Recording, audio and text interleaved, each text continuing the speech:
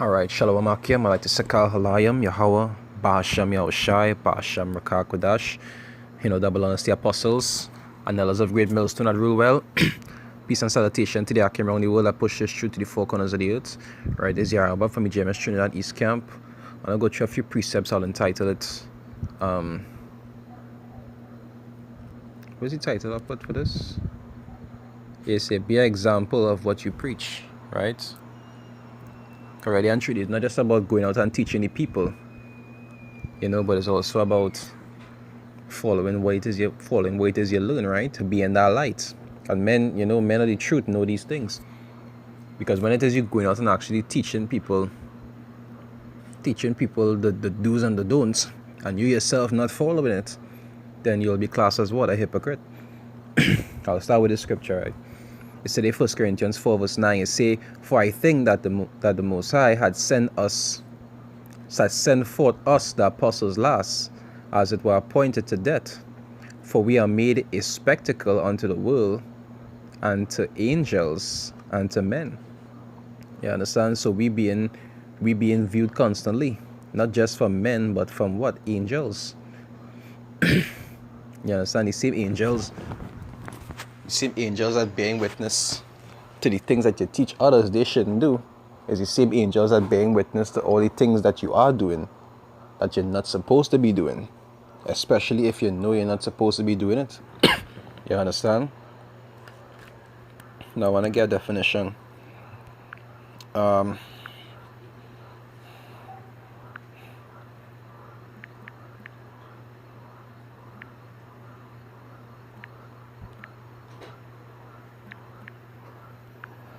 Definition of a hypocrite, right? It's a person who claims or presents to have a certain belief about what is right, but who behaves in a way that disagrees with those beliefs. You understand? Like what a hypocrite is somebody who doesn't practice what they preach. It's like I say, you can't be going out and telling men that you're supposed to be doing this, you had to get yourself right, you had to be doing all these different things. And then when you in your free time, you're not doing all these things that you're teaching others you're supposed to do. I remember telling our brother at some point, I was telling him that a lot of the videos that I just make, it has been things that I myself just had to work on. You understand? So I had to be the first person to learn from that video before anybody else watch it. I have to watch it. I have to overview it and learn from it also. You understand? Because we know that it's the Spirit that is talked through the Lord's men. You understand? But I myself have to learn from these same things, because I can't be teaching others that they shouldn't do this and that, and then I myself doing it. You understand? Even though you might make some errors sometimes, these are things that you're supposed to fix and work on, right? I'll go just some more definitions. You say a person who puts on a false appearance of virtue or religion. You understand? Somebody who has tried to act holy and they're not, or they're not even trying to be holy. A person who acts in contradiction to his or her stated beliefs or feelings, right? That also classed as what? A liar. Because you're saying that one thing is wrong and this is right, and you're doing the opposite, right? Let me go next scripture. I'll go to Matthew, right? 7, I'll start from 1, right? It say, "Judge not, that ye be not judged. It say, for with what judgment ye judge, ye shall be judged." So when you're telling men that this is wrong, and you're reproving the people on the streets, or you're reproving other brothers, and you're not practicing what it is you're actually telling them that wrong, you will also have to account for that, because you're supposed to know better. If you could tell somebody else not to do it, that means you know what you're not supposed to do. Say for with what judgment ye judge, ye shall be judged, and with what measure ye meet, it shall be measured to you again. Right? It say, "And why behold thou the mote that is in thy brother's eye, but consider not the beam that is in thine own eye. You understand? Because sometimes men will be reproving others, and what they gonna be doing will be actually worse than the people they're reproving. You understand? That hypocrisy have its penalties. So you had to be practicing working on yourself, especially if you want to reprove other people, right? You say, "Oh, how wilt thou say to thy brother, let me pull out the mote out of thine eye, and behold, a beam is in thine own eye? You say, thou hypocrite, first cast out the beam out of thine own eye, and then shalt thou see clearly to cast out the mote out of thy brother's eye." See, scriptures tell you what? Sort your own shit out first. You understand? Don't be quick to reprove others and you're not reproving yourself. Scriptures say what? Examine yourself, that ye be in the faith. And there's something you always have to be mindful of, because you will be accountable for these things. Right? It says Romans 2, I'll start from 17, right? It says, "Behold, thou art called a Jew," right? And rested in the law, and make it thy boast of the law. And we do make our boast of the law, on the streets and off the streets. As a man of the law, you make your boast of the law, right? Even though we know they know it's not about completing the law 100%, because it's not something that you could do, but you do it to the best of your ability, right? You make the boast of the law. It say, "And knowest his will." Thanks. "And knowest his will," right? We know the will of the Most High. We know the do's and the don'ts. "And approvest the things that are more excellent, being instructed out of the law." And that how we receive our instruction. Scripture said that in Timothy, it said, "For reproof, for instruction in righteousness." Just paraphrasing, right? It say, "And art confident that thou thyself art a guide to the blind." Because when we go out there, either we go out there physically, we do it through videos, correcting people wherever we see them erring. You are a guide of the blind, because these people are in what Scripture said, gross darkness. We are a guide of the blind, a light of them which are in darkness. And we're not just a light unto them in terms of what we speak, but we're also a light unto them in terms of what we do. You understand? When they see us, they're supposed to see examples of how it's supposed to be as a man of the Lord, as a person of Israel, right? Not only in words, but also in actions. Now, you have people who will have their personal views about, a man of the Lord shouldn't do this and a man of the Lord shouldn't do that. They are not the ones you're focusing on. You're focusing on how the scriptures say it's supposed to be, and you had to be that prime example. You understand? If they don't understand it and they say, "Yeah, you're fine, you shouldn't do this and you shouldn't do that," because they find you shouldn't. No, it's about actually fulfilling the things how the Most High say to do it.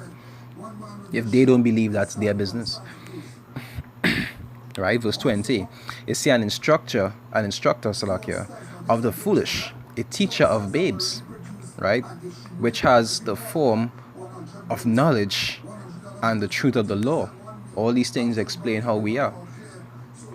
It say, "Thou therefore which teachest another, teachest thou not thyself?" You understand? You can't be teaching others how to save money and you never have none. And it's not like if you don't make money, you just never have none, because you don't know how to save. You're teaching others how to save. That make no sense. The person who's supposed to benefit the most from your words is yourself. Scripture say, "Work out your own salvation with fear and trembling." You're supposed to be the first person to learn from the things that you know. Right? It said, "Thou that preachest, a man should not steal, dost thou steal? Thou that sayest, a man should not commit adultery, dost thou commit adultery? It said, Thou that abhorrest idols, dost thou commit sacrilege?" And I just some examples that was given you, showing you what? You had to be an example of the things that you speak. and it have angels bearing witness to these things. So if you're not doing these things and you're teaching others to do these things, or they shouldn't, or you're reproving others for not doing it, you have a penalty to pay for these things. The first person to learn from the things you speak are supposed to be yourself, right? I'll go to one more scripture. It says Matthew 23, right? It say, then spake Mashiach to the multitude and to his disciples, saying, the scribes and the Pharisees sit in Moses' seat, right? It say, all therefore whatsoever they bid you, observe, that observe and do, but do not ye after their works, because they say and do not. Because that was a trait of the Pharisees. They used to tell people that you're supposed to do this and you're supposed to do that, and they wasn't even doing these things. You understand? They wasn't doing these things. They would do it probably in front of the people, to make themselves look a particular way. But when there was in their own time, they wasn't doing these things. And as brothers, you should not be like the Pharisees. For example, when you see like how brothers might go out and preach on a Saturday, they might go out and preach on a Sunday. You can't just want to, talk about thing and this and that and how it's supposed to be, and then from Monday to Friday, you're not doing or practicing none of these things that you're actually telling people to do on the weekends. Or when you're doing your videos, you're saying, no, it's good and that good to do, and you're not practicing it. That is traits of the Pharisees. You understand? It say verse 4, it say, for they bind heavy burdens and grievous to be borne, and lay them on men's shoulders. Telling them that you need to do this and you need to do that. And they themselves will not move them with one of their fingers. They're not doing what they're telling others that they should do. It say, but all their works they do for to be seen of men. Which is like I say, when you go around people, just to try to have some look of holiness. Like how the Pope and them in the free time, when they in the public's eye, they dress up nice and they're trying to have this kind of holy look, like they're so saintish, and when they're behind closed doors, they interfere with little boys and doing all these wicked things. You understand? They don't practice what they preach. But as men of the Lord, that is not how we're supposed to be. We're not supposed to just tell men that these things are wrong, but we're supposed to do what we're supposed to not do what we tell men are wrong. Right? They say, but all their works they do to be seen of men. They say they make broad their philanthropies and enlarge the borders of their garments, right? and love the uppermost rooms of feasts. They love the uppermost rooms of feasts. When feast time come, everybody, And the chief seats in the synagogues. So they like that exalted, holy look in front of people. But inwardly, that wasn't right. And when there wasn't around people, that wasn't right. I'll stop there. And there's some scriptures just showing you that how you gotta live the word. You gotta live the word, especially if you're teaching the word. You're showing men the errors and correcting them. You gotta make sure and correct yourself. If you're not correcting yourself and you're correcting men, that have penalties involved. You understand? That have serious penalties involved. I hope it's edifying to anybody that listen. With that, I'd like to say Kal Halayam, Yahweh, Ba'ashem Yahushai, Ba'ashem Rakakodash, double honors the apostles and elders of Great Millstone of Rulewell. Peace and salutation to the Akim around the world that pushes through to the four corners of the earth. There's your Abba from the GMS Trinidad East Camp saying Shalom, Akim, stay strong.